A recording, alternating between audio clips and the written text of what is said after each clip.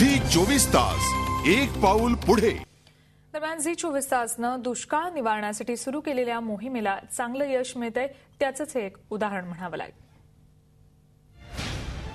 Zee 24 तासनं मांडल्या दुष्काळग्रस्तांच्या व्यथा। राज्यातलं दुष्काळाचं हे भीषण वास्तव झी 24 तासनं जनतेपुढे मांडलं। मराठवाड्यातील जालना, बीड, उस्मानाबाद या जिल्ह्यांची बिकट स्थिती, पश्चिम महाराष्ट्रातील नगर, सांगली, सोलापूर जिल्ह्यातली पाणी टंचाईची स्थिती, उत्तर महाराष्ट्रातील दुष्काळाच्या स्थितीचा आम्ही सातत्यानं आढावा घेत आहोत आणि दुष्काळग्रस्त जनतेचे हाल तुमच्यापर्यंत पोहोचवत आहोत।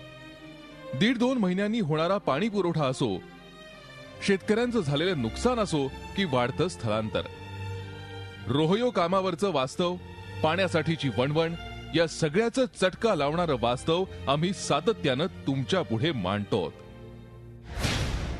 दुष्काळ निवारणासाठी सुचवले उपाय।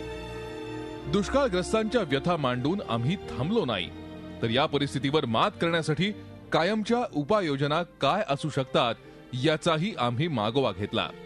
शिरपूर पॅटर्न सारखा प्रयोग यशस्वी करणारे जलतज्ञ सुरेश खानापूरकर यांना आम्ही या दुष्काळाबाबत बोलतं केलं, तेव्हा त्यांनी अवघ्या काही कोटी रुपयात राज्यातली दुष्काळाची स्थिती कायमस्वरूपी नाहीशी होऊ शकेल असं आश्वासक उत्तर दिलं।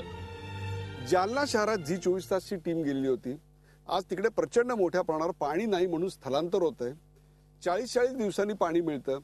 टँकर आल्यानंतर अक्षरशः त्याच्यावर खून आणि मारामाऱ्या होण्या इतपत परिस्थिती तिकडे निर्माण होते। युद्धाचा समर प्रसंग तिकडे असतो।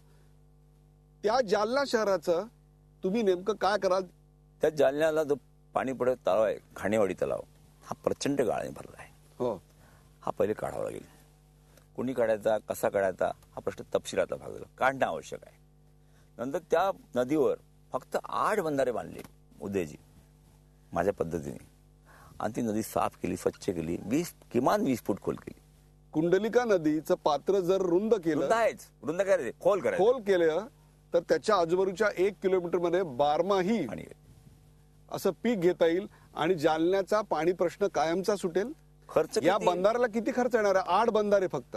माझ्या हिशोबाने मला सांगितलं, एका बंधाऱ्याला 50 लाख खर्च बंधाऱ्याला, आणि खोदकामाला 20 लाख रुपये, 70 लाख, कुणीला 8 करा, 5-6 कोटीचा प्रश्न आहे फक्त।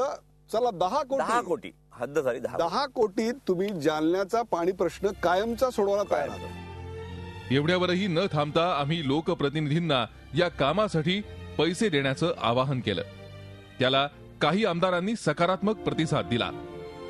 या माध्यमातून आम्ही ऑलरेडी निर्णय केलाय की या दुष्काळाच्या परिस्थितीमध्ये आता मुंडे साहेबांचा जो खासदार निधी आहे, तो खासदार निधी आम्ही पूर्णपणे हा पाणलोटाचं काम असेल किंवा जलसंवर्धनाचं काम असेल याच्यावर खर्च करणार। राज्याचे जलसंपदा मंत्री सुनील तटकरे यांनीही या कामाचं कौतुक केलं। एवढंच नाही तर राज्याच्या विधिमंडळातूनही या विधायक पत्रकारितेला पावती मिळाली। दुष्काळाबाबतच्या सुचवलेल्या उपाययोजनांचं विधान परिषदेत कौतुक करण्यात आलं। विधायक पत्रकारितेची दखल घेतली गेली। राज्यातला यंदाचा दुष्काळ हा भीषण आहे। अशा वेळी या दुष्काळी भागाला दिलासा मिळावा, दुष्काळग्रस्तांचं जगणं थोडं तरी सुखकर व्हावं, हाच यामागचा झी 24 तासचा प्रामाणिक प्रयत्न आहे। झी 24 ताससाठी ब्युरो रिपोर्ट।